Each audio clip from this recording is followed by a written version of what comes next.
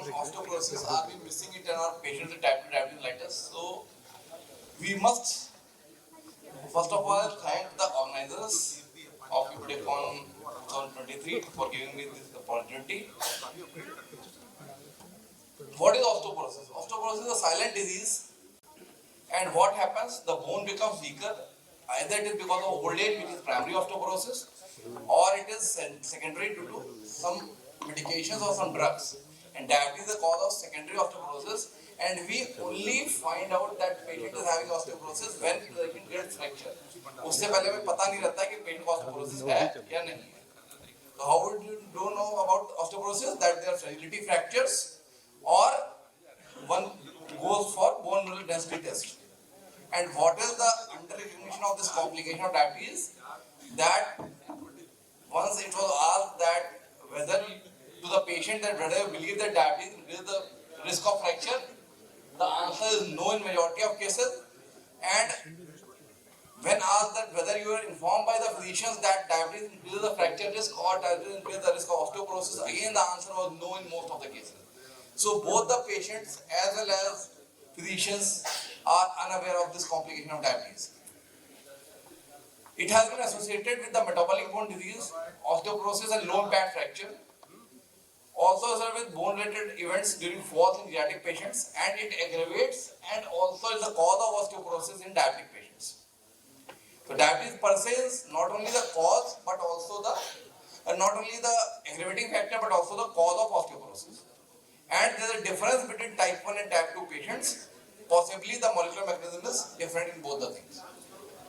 Type 1 patients have low circulating IGF-1 levels, so the peak muscle mass, it occurs in children, so peak muscle mass attained is less. However, in type 2 diabetic patients, the adult are having attained the peak bone mass, so the bone mass is not less in type 2 diabetic patients, but it is a microarticular differences in the bone which are cause of osteoporosis and the fracture risk in diabetic patients. BMD of proximal femur appears to be significantly lower in type 1 as compared to type 2, and type 2 lacks insulin, that's why which is osteogenic factors and which stimulate the proliferation and differential osteoblasts. So type 1 are more prone for osteoporosis and fractures as compared to type 1. But both type 1 and type 2 can increase osteoclastic activity, decrease in osteoblastic function, and lead to accelerated bone loss, osteopenia and osteoporosis. Again, the chronic high blood sugar produces the macrophage colonial stimulating factors which further degrades bone and density and lead to osteoporosis.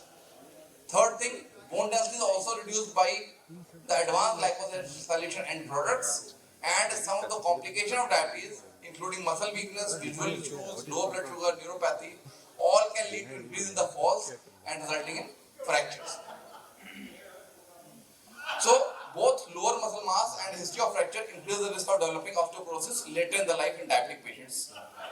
If we compare type 1 and type 2 has fracture risk which is lesser than type 1 as compared to type 2. But fractures in diabetes have delayed fracture healing, high risk of complication after surgery, high risk of death, and reduced independence of life and quality of life. What are risk factors for osteoporosis in diabetics? Something related directly to diabetes, that are type 1 diabetics, it is more prone for osteoporosis. Second is poor glycemic control. Third is nephropathy. The other factors are due to complication of diabetes, that is neuropathy and diabetic diarrhea. Others are due to associated diseases with diabetes, that are Graves' disease, celiac disease, amenorrhea, delayed puberty, eating disorder. All these are mainly to type 1.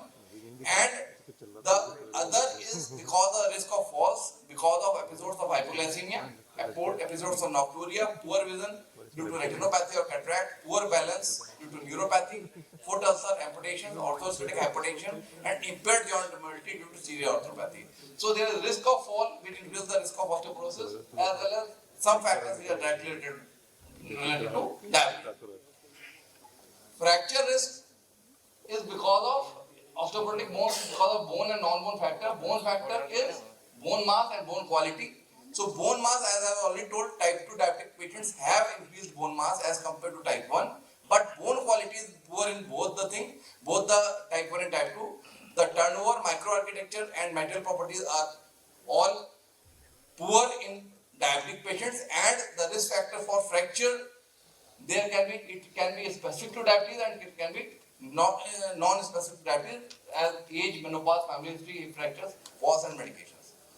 So how type 2 diabetes mellitus affects bone is that there is an inflammation of the intimal layer of the bone vessels in the bone.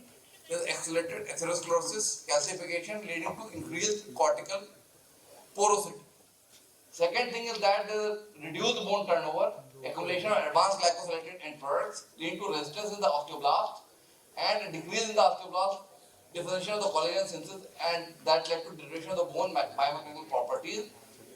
Advanced glycosylation end products also causes cross-linking of AGs with collagen type 1, and again it causes deterioration of the bone mechanical properties. And there is an increase in sclerostin level which causes inhibition of the bone formation via downgradation of WNT pathway, and it leads to decreased bone volume. So in diabetes there is an increased cortical porosity, deterioration of the bone biomechanical properties, and decrease in the bone volume. If you see this slide, diabetes or hyperglycemia affect bone health via osteoclastic function is increased, leading to increased bone desorption. Osteoblastic function is decreased because of decreased bone formation. The bone microcirculation is decreased because of decreased neovascularization, and decreased bone formation or bone repair is there. The next thing is that the mesenchymal cell differentiation is altered, leading to decreased bone formation, and advanced glycosylation end products lead to decreased bone strength and decreased bone quality. So these are the factors which are responsible for osteoporosis in diabetic patients. If you see this slide, this is the slide.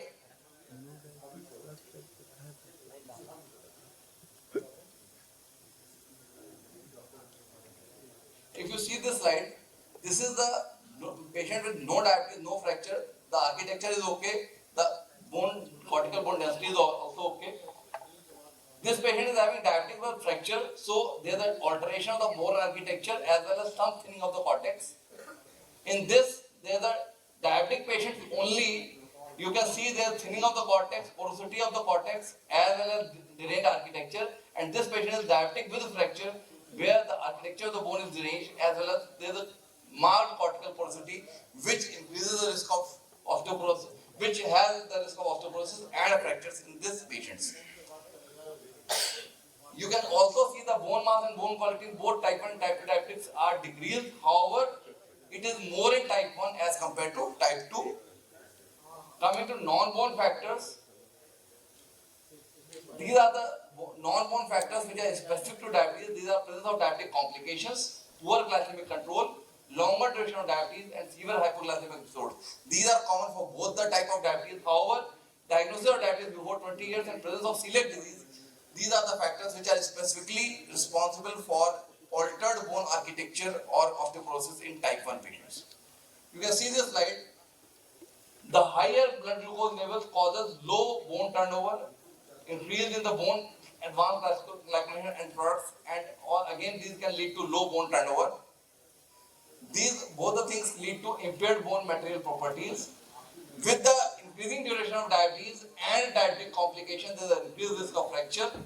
However, with diabetic complications, there is a risk of fall, and this risk of fall with an episode of hypoglycemia can lead to increased risk of fractures. So the bone is osteoporotic, and along with that, there is a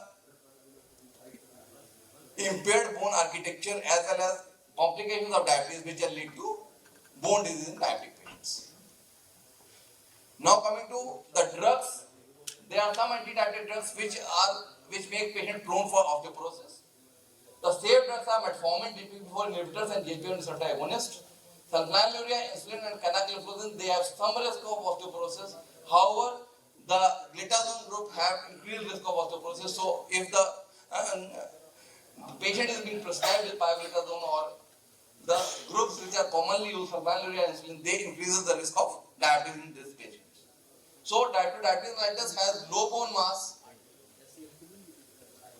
and it has deteriorated hip geometry, increased cortical porosity, decreased trabecular bone score, leading to poor bone quality and increased fragility factor. So this is the complication which diabetes patient can have. So how to go about it? In type 2 diabetic mellitus, there is a hip fracture or vertebral fracture. Start off with osteoporosis treatment. If other fragility fractures are there, you go for DEXA scan and X-ray of the thoracic and lumbar spine. Go for morphometric vertebral fracture. If it is present, go for osteoporotic treatment. If T score is again less than 2, go for osteoporotic treatment and go for FRAX. Adjust for diabetes mellitus. Look for country-specific intervention threshold. If it is crossing the country-specific intervention threshold, start the treatment. Otherwise, again go for DEXA every 2 to 3 years. And if there is kidney disease, then patient again will go for DEXA and we have to start the osteoporotic treatment. If there is no chronic renal failure, then annual assessment is to be done. What are the treatment options? All the treatments of the same as for other osteoporotic patients in type 2 diabetes mellitus. That is, you have to give calcium, you have to give vitamin D, you have to stop smoking, you have to reduce alcohol. However, you have to do weight bearing and balance exercises, which is very important because only by doing exercise you can build your bone mass. You have to prevent falls. But specific for diabetes are that you should reduce the incidence of hypoglycemia, review the medication list, and start anti-osteoporosis drug if they are required. These are common drugs which are commonly used in osteoporosis. If you can see this, I can skip this. In type 2 diabetes mellitus, if you see this case, all the red points highlighted are increasing the risk of osteoporosis in these patients. Postmenopausal age, type 2 diabetes mellitus at 40 years, diabetic complications, blood glucose A1C not controlled, hypertension, on OADs, that is alkaline and history of fall in the last year. All these things make the patient more prone for osteoporosis and further risk of osteoporosis in these patients. So conclude, fracture risk is higher in patients with type 1 versus type 2 diabetes patients and starts at the early age in type 1 diabetes. While bone mass differs in type 1 and type 2, bone quality is altered in both types of diabetes, so risk of osteoporosis is there in both type 1 and type 2 diabetes. Patients who have poorly controlled diabetes with the complication of diabetes and the longer duration of disease are especially at risk for future fracture. So, every patient should report fracture and falls at each medical visit. The doctors have to adjust the modifiable risk factors and treatment with anti-osteoporosis drugs if indicated. Thank you.